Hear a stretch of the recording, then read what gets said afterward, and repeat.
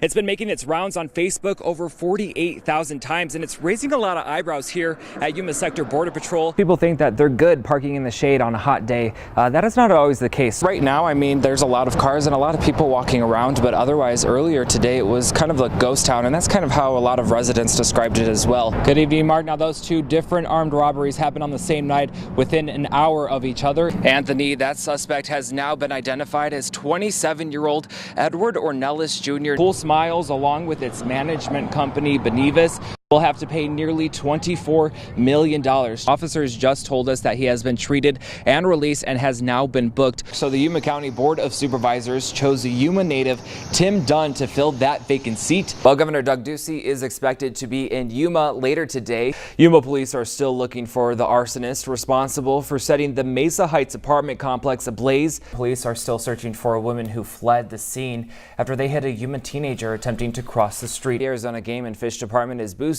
efforts to refill water tanks for wildlife in the midst of drought. Heads up for parents with new teen drivers. A new law goes into effect July 1st that restricts the use of a cell phone behind the wheel. Now, I got in the driver's seat with what you can expect starting Sunday. Do not text. July 1st, teen drivers will see restrictions on their permit and graduated driver licenses when they get into the driver's seat. A warning from law enforcement. You are now driving behind a very heavy, large vehicle that can turn into a weapon if you are not watching the streets. The new ban applies to teens as young as 16 to 18 years old. Police say it's more than just texting that can act as a distraction for new drivers. Got to get a text message, got to look at social media, got to do your Snapchat, taking your little selfies and everything. Now, the only exception to using your phone while driving are for emergency situations and if you are using turn-by-turn guided directions. Starting route to Yuma. The ban is to help new drivers form healthy habits while operating a motor vehicle. Drive and text, you could be the next one, be it in an accident, be it losing your life, or be it causing somebody else to lose their life or serious injury. So just stay away from it, put it in a safe place, get to it when you get out. AAA Arizona hopes this will create a dialogue for parents and their teens. Take stock of your own driving habits and see, maybe there's something you can do to model better and safer behavior for your teen drivers. Violators of the ban could expect fines. Reporting in Yuma, Blake Keller, News 11. Now, the ban comes at the right time as we are currently in the 100 deadliest days of summer. AAA says more than 1,000 people were killed in crashes involved with the teen driver just in 2016.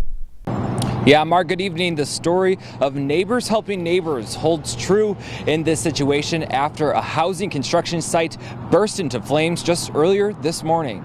She just jumped right in. God bless my mom. Shanna Quintero's proud of her mother, who lives across the street from where massive flames broke out early this morning at the Mesa Heights Apartments on Arizona Avenue. About 3 o'clock in the morning, thereabouts, she kind of heard some loud sounds, looked through her kitchen window, and noticed the large flames. She took action, running across the street to wake her neighbors as flying embers helped the fire spread. She knew there were small babies with the mom in that house, and she was banging on the door. There was no answers, so she went in the dark and on the side banged and threw with her hand, just the adrenaline, and banged and got the window broke, got the attention of that mom, and got those little babies out. With neighbors taking care of each other, multiple agencies were able to assist in extinguishing the flames, which left the construction site completely destroyed and left more than 15 other locations, including homes, structures, and nearby trees, damaged.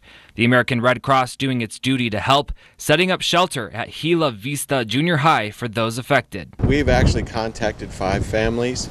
We currently have teams out going door to door, making sure that everybody that was affected is taken care of. Although many will have to rebuild and replace, quick thinking and jumping into action saved lives. And this situation could have been much worse if it wasn't for my mom, for an example.